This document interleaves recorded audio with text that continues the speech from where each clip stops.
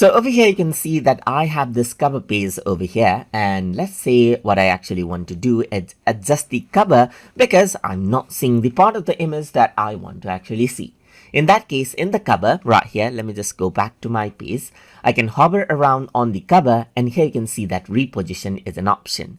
So what you can simply do now is simply click and drag the cover right here, and you can choose the part of the image that you want to actually show, and then click on save position, and then this is what you have.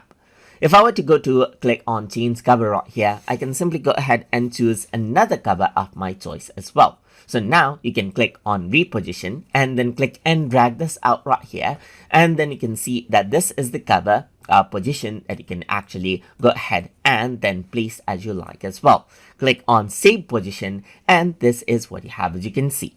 So this is how you can actually go ahead and adjust out the cover page as you like inside of Notion.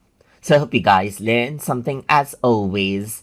And as always, please like, comment, share, and subscribe.